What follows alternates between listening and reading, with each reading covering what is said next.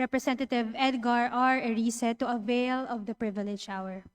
There any objection? There is none. Representative Edgar Erice from the 2nd District of Caloocan City. You have the floor, sir. Thank you, Mr. Speaker, mga kasama sa 20th Congress. The Filipinos are confronted with a choice between the devil and the deep blue sea. Iyayanig, lumulubog, nag-aapoy ang buong bayan, hindi dahil sa mga lindol, bagyo o sunog, kundi dahil sa higit na lumalalim na krisis na sumisira at nagpapabagsak sa ating bayan. Our nation is in deep crisis. We must realize that we are facing a political, economic, and moral collapse. At kung patuloy tayong mananahimik, kung magbubulag-bulagan, kung magbibingi-bingihan, at magiging manhid sa kalagayan ng bayan, ang barko ng ating bayan ay siguradong lulubog at malulunod sa hirap at pasakit ang mga mamamayan. Niyayanig tayo ng kabi-kabilang istorya ng korupsyon. Hindi milyon, hindi bilyon, kundi bilyon-bilyon, umaabot pa ng trilyon. Inaakusahan, kasabwat ang mga pinakamatataas na pinuno ng ating bansa, Pangulo, Pangalawang Pangulo, mga senador, tayong mga kinatawan, mga gabinete at marami pang iba. Hindi lang DPWH kundi halos lahat ng ahensya ng gobyerno mula nasyonal hanggang lokal, hanggang barangay, pati na sangguniang kabataan. Gawain ng matatanda, natututunan, ginagaya ng mga kabataan, akala nila normal na lang ang katiwalian sa pamahalaan. A degradation of governance, degradation of the values of our people. Nung lumulubog na rin tayo sa utang, halos 17 trilyon na ang national debt as of April 2025. Nung panahon ni FBR, iniwan niya kay GMA ang 2.7 trilyon na utang. Si GMA, 5.1 trillion ang iniwan niya kay Pangulong Pinoy. Si Pinoy, 5.9 trillion ang iniwan niya kay Pangulong Duterte. Kay Pangulong Duterte, dumoble ang utang. 12.79 trillion ang iniwan kay Pangulong BBM. At ngayon, sa 3 taon pa lang ni Presidente Bongbong, 16.79 trillion na ang ating utang. Malamang, higitan pa ang utang na iniwan ng nakaraang administrasyon. Ang masakit, karamihan ng utang ay sa korupsyon lang ang kinapupuntahan. From fiscal discipline under President Aquino that resulted in the first ever investment grade ratings from Fitch, Standards and Poor, and Moody's Investment that Duterte and Marcos administration turned it into a fiscal disaster. The foreign investment inflows that reached $7.08 billion during the Aquino administration were wiped out by the 2 succeeding administrations. As of 2025, the net outflow in foreign investment total $7 billion. Umalis na po ang mga foreign investor. Ang palitan ng piso sa dolyar halos umabot na ng 60 piso. Bagsak din po ang index level ng stock market to an all-time low. Ngayon po, 5,500 base points. Pati ang mga inaasahang interest na ipon ng mga senior citizen, binuwisan ng 20%. Nangangamba ang mga bankero na magpapalipat-lipat na lang ng depository banks ang mga senior citizens na umaasa sa interest ng kanilang savings para mabuhay. Pati ang dollar deposit from 15 naging 20%, maaring ilabas na ng bansa, mga depositors ang kanilang dolyar. Rather than rational public policy, the government opted for propaganda, lowering material prices in government construction and scrapping flood control projects. Bagsak ang construction industry, bagsak ang government spending, bagsak ang negosyo, maraming mawawalan ng trabaho. Just last week, the PSA announced that the GDP slowed down to 4%, way below the target of 5.2%. Ang Aquino administration naresolba ang 66,000 classrooms backlogs sa pamamagitan ng pagtatayo ng 180,000 classrooms. Sa ilalim ng Duterte at ng sumunod na Marcos administration, bumalik tayo 165,000 classrooms na naman ang kakulangan. Inubos ang salapi ng bayan, napunta sa flood control, rock netting, ayuda at iba pa. We are indeed in crisis. Just recently, a published report stated that it would take us 70 years to surpass the economy of Singapore and 2 years to surpass and be at par with Vietnam, provided that they would stand still. Kung hindi sila kikilos, 2 taon pa natin aabutan ang Vietnam. Habang nangyayari ito, lalong lumalalim ang pagkakawatak-watak ng ating mga pinuno. Naglalagablab ang apoy ng hidwaang pampolitika. President BBM and BP Sara ran under the platform of unity. Pagkakaisa raw ang susi sa pagbangon at pagunlad. Pero ngayon, ang kanilang mga kampo, daig pa ang aso at pusa. Turuan, sumbatan, murahan, bangag, kurap, mas kurap ka. Sa harap ng sambayanan, nag-aaway, nagpapatutsadahan. Where are the statesmen of this nation? Anong halimbawa ito sa mga kabataan? What are you fighting for? Public welfare or the supremacy of your political dynasties? Nag-aapoy na rin ang galit ng bayan laban sa korupsyon, kasinungalingan at kabulukan ng sistema. Ngunit maging ang bayan ay hindi nagkakaisa, maging sila ay hati-hati rin, ang mga DDS daw ay kulto, Dilawan at Pinklawan daw ay nagsasantu-santuhan, korap din naman, mga alta di sosyal. Sinusunog tayo ng sarili nating paghusga sa kapwa.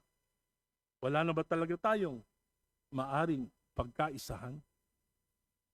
Former Congressman Saldico, a very close friend and ally and alter ego of former Speaker Martin Romualdez during the 19th Congress. Saldico is also the main author of the 2023, 2024, and the 2025 General Appropriations Act. He accused the President and former Speaker Romualdez of having directed him to make 100 billion insertions in the 2025 GAA and having benefited from it. We cannot simply dismiss this, but there are some questions.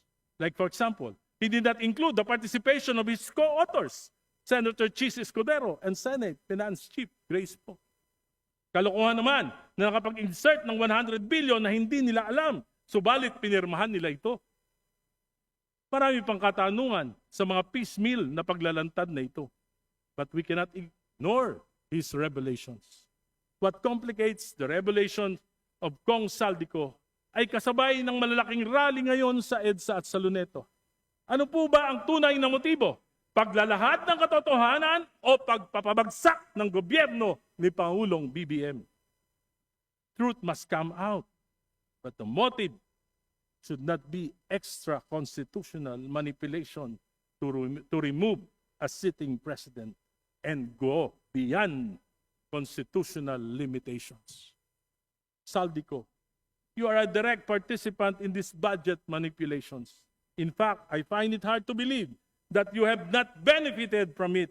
Panahon pa ni Pangulong GMA, sikat ka na sa government contracts. But President BBM, you have to come clean. You have to explain it well to the people. Ikaw ang nagsimula ng investigasyon na ito, pero di mo sinasagot kung bakit hinayaan mo na salaulain ng Kongreso ang 2023, 2024 at 2025 GAA. Noong 2023, some 300 billion were inserted and diverted by Congress. Di ka kumibo. Pati na ang gabinete mo, hindi kumibo. 2024, more than 500 billion were inserted and appropriations were diverted. Hindi ka pa rin kumibo. ang gabinete mo hindi rin kumibo. 2025 GAA, 473 billion were inserted and appropriations were diverted. Di ka pa rin kumibo maliban sa 29 billion na binito sa dahilang mas lumaki na ang pondo ng DPWH kaysa DepEd, which will make this 2025 GAA unconstitutional. Parang imposible na hindi mo alam ito, Pangulong BBM. Not knowing that hundreds of billions in your budget proposal year after year for 3 years is unimaginable. This is a question of complicity or competency.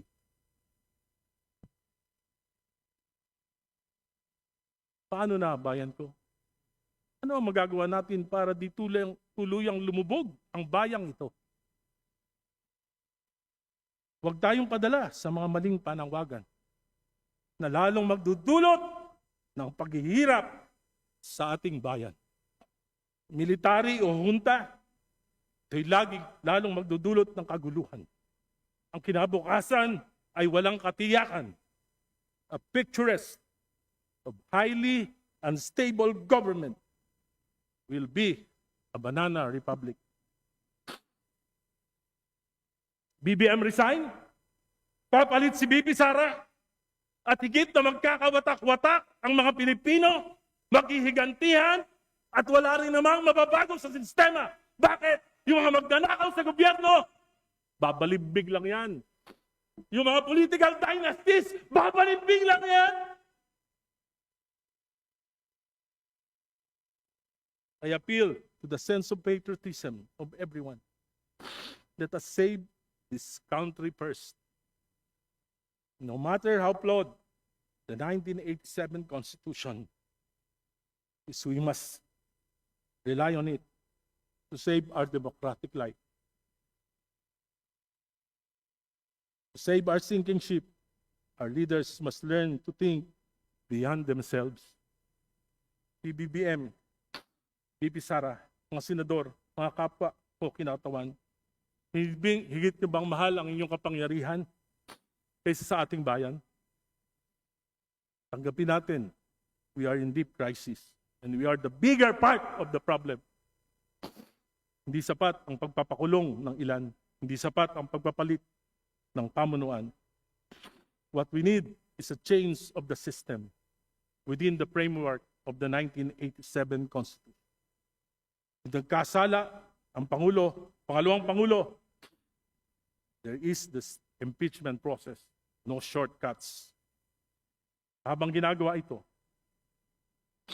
sabay nating ayusin ang mga ugat ng korupsyon. Kung hindi natin puputulin ang ugat ng korupsyon, ang mga political dynasties na siyang pinakamalaking sanhi ng korupsyon at pag-aabuso, hindi matatapos ang problema. Hindi matatapos ang kahirapan. Hindi matatapos ang katiwalaan. Ang tunay na solusyon, reforma. Kung iwawaksi natin ang pagkagahaman sa kapangyarihan, maaari pa nating mailigtas ang bayan. Within the framework of the 1987 Constitution, we can create genuine change. Naniniklod po ang bayan natin. Tapusin na natin ang palalang political dynasties, ang ugat ng korupsyon, pag-aabuso. Let us pass the enabling law, Article 2, Section 26 of the Constitution. The anti-political dynasty provision that we have ignored for decades simply because of self-interest over national interest. Napakadali po nitong gawin natin kung gugustuhin lang natin. The gentleman is requested to wind up. Pardon me. The gentleman is requested to wind up. Can I just request for another 5 minutes? Majority Leader. The sense of this whole speech is in the dispositive portions. Bababaliwala po yung buong speech kung hindi The maririnig. gentleman has the additional 5 minutes. Thank you.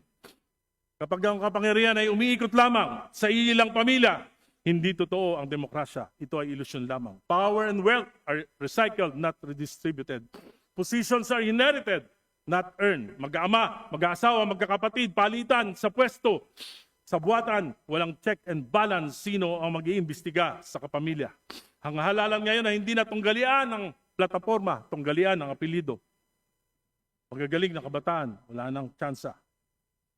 Meritocracy has no place in this country anymore. Elections become predictable, parties become irrelevant, governance becomes hereditary. Kapag isang angkan ay ang may control sa executive at legislative accountability ay nawawala. Dati ay monopolyo ng mga Duterte, ngayon ay monopolyo ng mga Marcos. Ano nangyari? Supermajority, walang check and balance, lusot ang korupsyon. Mga kontrata at proyekto na pupunta sa mga kapamilya, kaibigan, ghost projects, substandard projects, manipulated procurements. Ang mga congressman at mayor, sila na ang kontratista gamit ang lisensya ng mga diskaya. Binabaha, nililindol, nasusunugan, nagugutom na ang mamamayan, ninanakawan pa. Kung ang mga proyekto ay pamumulitika, di batay sa pangangailangan, walang kahinitnan ang bayan na ito. Both buying disguised as social aid programs used to keep dynasties in power. Kaya bawat eleksyon, pataba ng pataba ang dinastiya. Pahirap ng pahirap ang mamamayan. Dynasties make poverty functional. Ginagamit ang kahirapan. Filipinos are kept dependent, not empowered. Mr. Speaker, and our people see the same surnames, elections after elections, mawawala na sila ng tiwala until they lose faith in the nation itself. Political dynasties destroy party principles. Parties become convenience stores, not ideological but transactional. When I spoke against the war on drugs in 2016, the very people who enabled Duterte do it are the same people who are persecuting him now. Nagbalimbingan lang, nagpalit ng kulay. Turncoatism has become normal in the Philippines. Isang bagay na kahihiya-hiya sa ibang bansa. Ang mga rara boys ni Pangulong Duterte noon, rara boys ni Speaker Romualdez. Kapalit ang flood control project. Mr. Speaker, I would like to believe that there is still hope. We can still fight back. We can still move forward. We can still move forward if we will pursue reforms within the framework of the Constitution. So I dare say, President Marcos, your family has benefited, so been blessed by the Filipino people. You were able to come back after your father's 21 years rule. VP Sara, you and your family have been so blessed by the continued support of the Dubagueños and many Filipinos. Distinguished senators of the Republic, you have been blessed. Marami sa inyo. Buong pamilya, senador na, tatay na bilyar, nanay na bilyar, mga anak na bilyar, may subdivision na, may mining pa, may daang hari na, may prime water pa, tama na, sobra na. Mga negosyo nyo, utang nyo sa bayan, mga kasama ko sa Kamara, sinasamba tayo, ng mga kababayan natin, pinagkatiwalaan tayo, mahiya naman tayo sa kanila sa nangyayari sa bayan natin. Mr. President, Vice President, distinguished senators, my dear colleagues, mahiya naman tayo sa mamamayang Pilipino. The only way forward is through genuine political reforms. Though painful, though against self-interest, it's the only way to save our nation. At tayo lamang makakapagbigay nito sa mamamayang Pilipino, maaari ba pagkaloob na natin sa kanila ngayong Kapaskuhan? I call on President BBM, include these reforms in your legislative agenda and certify them as urgent. I call on Vice President to support this. I call on Congress to enact this. Number one, a strong anti-political dynasty law implementing Article 2, Section 26 of the Constitution.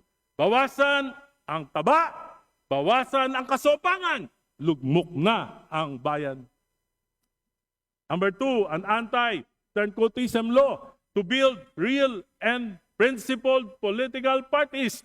Tapusin na ang balimbingan. A campaign finance reform law to level the electoral playing field. Number four, a law empowering the Independent Commission on Infrastructure to investigate and prosecute corruption and break the chain of abuse and impunity. Bigyan ang ICI ng contempt powers. Bigyan ng karapatan Nahalukay ng mga dokumento ng mga contractors, bigyan ng sariling pondo at tao at sa lahat ng mga inaakusahan dapat humarap sa ICI pati na ang Pangulo.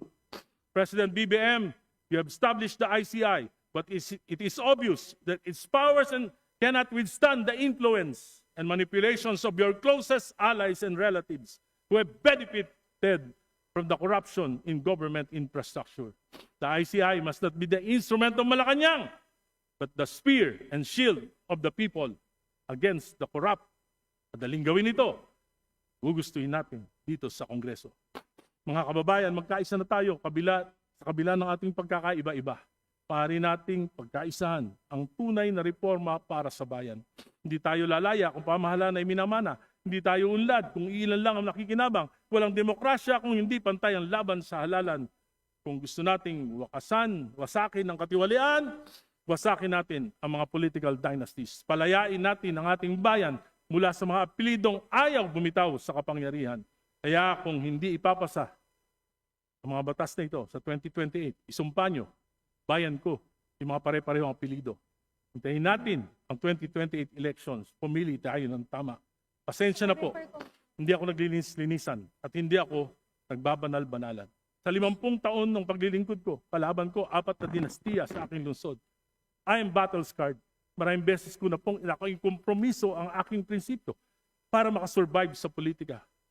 Subalit ngayon, ako ay may pinagkatandaan. Habang tumatanda, gusto ko po tumitino.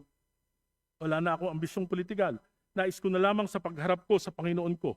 Masabi ko na naglingkod ako, lumaban ako para sa kapwa ko at sa bayan ko. As I now acknowledge my mortality. Mga kasama, nakinabang tayo sa bayan na ito. Maaari bang tumindig naman tayo para sa bayan na ito? Sensya na po sa mga nasaktan ko. Subalit alam ko na alam nyo, katotohanan lang ang sinasabi ko. Iniulit ko, let us go to the constitutional process. Hindi po ako nananawagan ng BBM resign.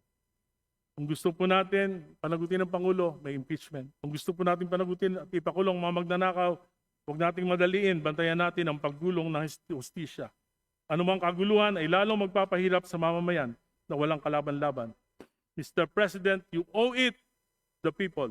Magpaliwanag ka, huwag kang magtago sa mga spokesperson mo na nagpapalusot lang. Pass the reforms, convince your allies in Congress. Bayaran ninyo ang inyong pagkukulang sa pamamagitan ng pagtama sa sistema. And finally, Mr. Speaker, dear colleagues, we cannot ignore the allegations made by Mr. Saldico regarding the supposed 100 billion insertions.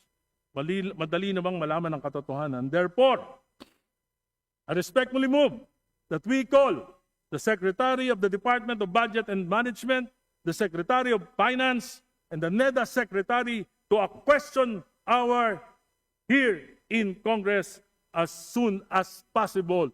So move, Mr. Speaker. Maraming salamat po.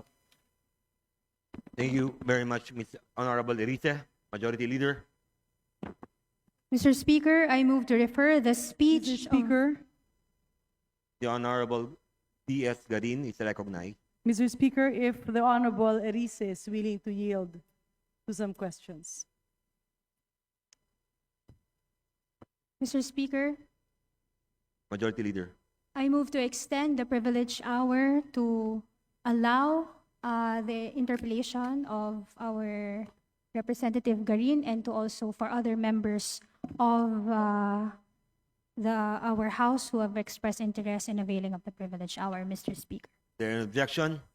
Fair hears none. Motion is carried. Thank you, Mr. Speaker. Thank you, Madam Majority Leader. Mr. Speaker, kanina narinig ko yung katapusan ng speech ng ating kasamahan, si Congressman Erice, when he mentioned yung mga spokesperson ay nagpapalusot lang. Can he expound on the specifics of this crucial allegation? Well, Mr. Speaker, distinguished colleague, kita naman natin yung mga sagot ni spokesperson Claire Castro. Kung naririnig po siya, kuminsan po, parang na-imagine ko, pag galit na galit sa akin yung asawa ko, ayaw ko na marinig. sa mga susunod pang sasabihin sapagkat bukod sa acerbic, nililigaw po at instead na magkaroon ng clarity sa mga tanong, ay ibinabalik lang po sa ibang mga issue. Kaya sa tingin ko Mr. po, Speaker, can we categorically ask the Honorable Erice what specific statement of the spokesperson is he referring to and is alleging to as palusot? well, for example, the 100 billion in insertions, dapat sagutin po yun. Hindi pwedeng sabihin na baliwala yun.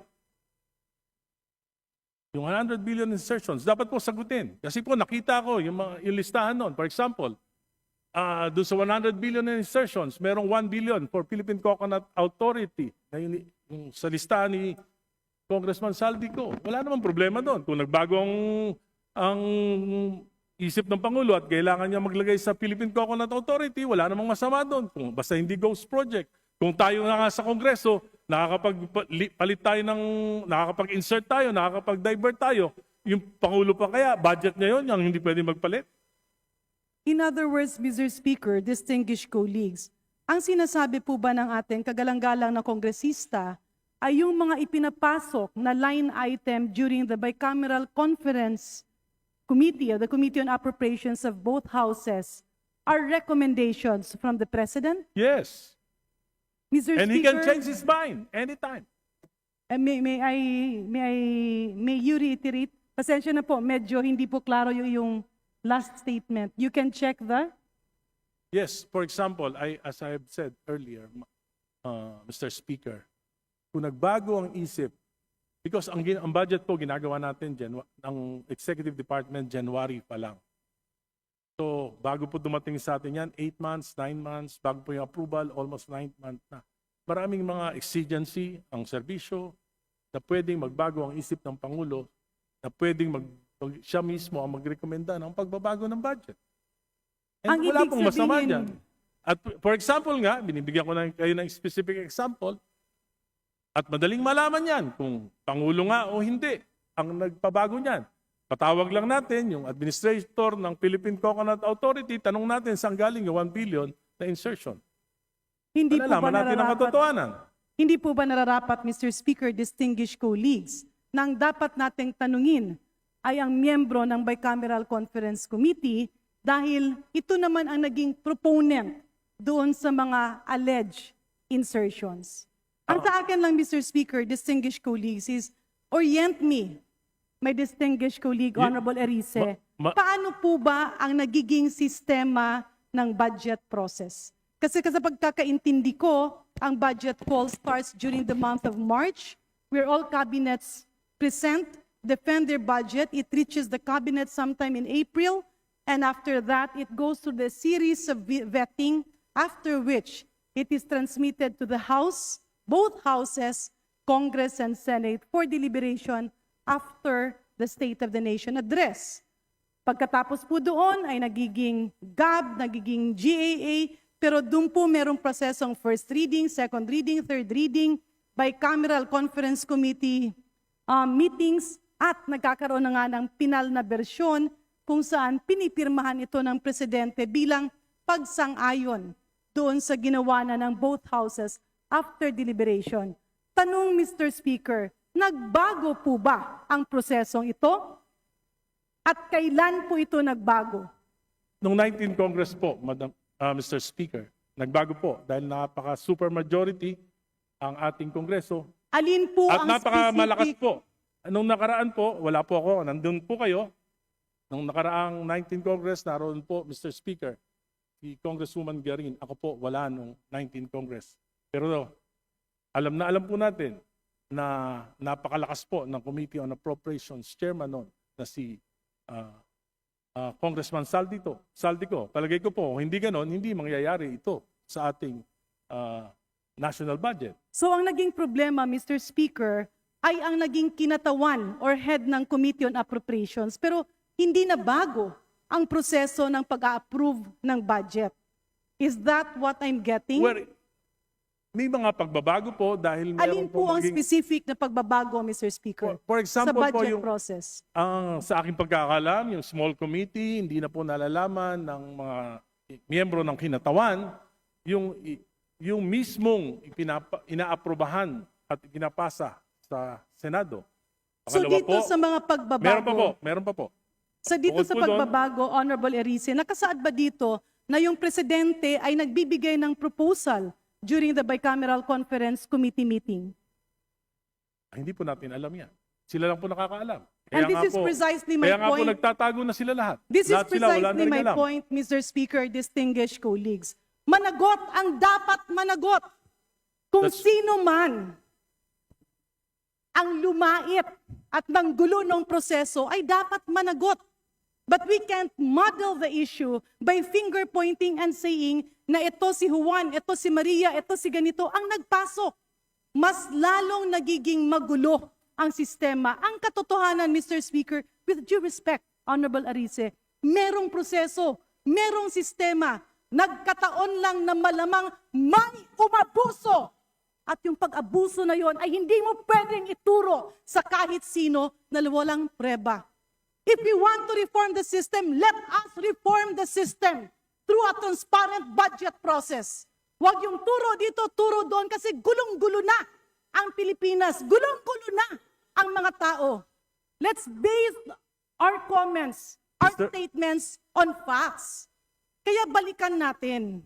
Kung Mr. puputuli natin May I ang abuso respond, na Mr. to, Speaker? May I Yes, respond? if I may, Mr. Speaker, Can we that's why allow my the question gentle lady to is, finish? kung puputulin natin ang problemang ito, let us not have motherhood statements. That's a definite proposals to address the problem. So my question, Mr. Speaker, can the Honorable Erice enumerate the reforms that he believes are needed so that we will be guided to do this?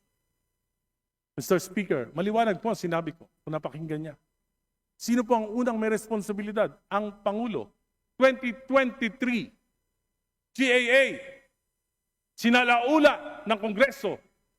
Binawasan ang pondo niya ng halos 300 bilyon. Hindi nangyari yan sa kasaysayan ng mga naging Pangulo sa Pilipinas. Pinabayaan niya, hindi siya kumibo. Yung kabinete niya, hindi kumibo. Specific yon. 2024, binawasan, sinalaula ng Kongresong ito, 500 billion. Binawasan ng President's budget, hindi kumibo ang Presidente, hindi kumibo ang ating mga kabinete. 2025, 473 billion, pati yung mga pondo para sa mga flagship projects ng Pangulo inalis. Kaya na-delay na lahat ng mga proyekto. Hindi pa rin kumibo ang Pangulo. Hindi pa rin kumibo ang kabinete. Number one na may problema, command responsibility ang ating Pangulo. Very specific yan. Pangalawa, pinsan ng Presidente. Ang ating speaker noon, si Speaker Romualdez. Hindi ba sila nag-uusap? Mr. Speaker, distinguished colleagues. Pangatlo, Can we allow the gentleman to finish? Yes, please. Pangatlo, kitang-kita naman natin. Balitang-balita, dalawa lang nag-uusap sa pagbabago ng budget. Yung mga member ng BICAM, hindi alam. Sinabi ni Senate Finance Chief Grace po, pinirmahan niya lang pero hindi siya alam. Ang si Senate President Chis Escudero lang at si Chairman Saldico lang ang nag-usap. Regular ba yun? Hindi po regular yun. Maliwanag po yung mga sinasabi ko. Specific. Mr. Speaker, ulitin ko lang po. Ang reformang narinig ko sa ating kagalang-galang na kulig ay hindi sang-ayon dun sa aking ekspektasyon, if I may, pasensya na po. Kasi nga, ang tanong ko is, what are the specific reforms that we need? Unfortunately, what I am hearing are allegations, number 1, binawasan ang mga budget. Number 2, magpinsan ang presidente at ang speaker. Number 3, nagpirmahan ay 2 tao lamang. Mr. Speaker, distinguished colleagues, andyan nga ang problema. Nakita ngayon ay hinahanapan ng solusyon. And if we are talking about reforms, the reforms should actually be on accountability, on transparency. Ano bang reforma? Number 1, transparent budget process. Number 2, napaka-imposible naman na pipirma ka ng mga bagay na hindi mo alam. Kasi ang pumipirma ng budget ay ang bicameral conference committee members. In other words, balikan natin, if we need reforms, babalik tayo, totoo ba na nahimik ang mga kabinete? Totoo ba na lahat ng budget ng kabinete, there are a lot of problems, and that is why we are in this series of investigations. But it will just add chaos. If we will take advantage of the situation and instead of demanding for genuine reforms, we twist the situation and talk about politics. In other words, Mr. Speaker, distinguished colleagues, tama naman. Natuldukan ito, hanapan ng solusyon, and push for genuine reforms. Pero kung ang naging mali ay merong bumaluktot sa mga bagay na hindi dapat baluktutin, yun ang dapat managot. But we cannot pull down our people and our government by not proceeding to concrete investigations that will really pinpoint the problem of all of this. Mr. Maraming salamat, Mr. Speaker, and of course, with due courtesy to Congressman Erice, I am with you in calling for reforms. But if I may appeal, let us push for individual concrete reforms that Congress can perform. Maybe we can push forward for a situation like other parliaments, where members responsible for the budget are made to report on a quarterly basis, stating the update of each program, the rationale of each action, and the impact that it will provide to the Filipino people. Thank you very much, Mr. Speaker. Thank you very much, distinguished colleagues. Mr. Speaker, maliwanag po ang aking mga reforma na hinihingi sa Pangulo at sa Kongreso na ito. Reforma, anti-political dynasty, inabastos natin ang konstitusyon. Ayaw natin magpasa ng anti-political dynasty bill o law sapagkat against our interests kahit na ang kahulugan nito ay hindi pagrespeto sa konstitusyon. At alam ko po na ang isa sa dahilan ng korupsyon, yung papataba ng mga political dynasties. Pangalawa, alam ko po, balimbingan, walang prinsipyo, pagpalit ng partido kung saan makikinabang, yan po ang pangalawang dahilan ng korupsyon. Pangatlo, campaign finance reform, hindi naman po makatwira na yung paggastos, kaya po bumabawi sa korupsyon. Pang-apat, hinihingi natin, empower natin yung ICI para maimbestigahan yung korupsyon. Maliwanag po yung mga hinihingi ko na reforma.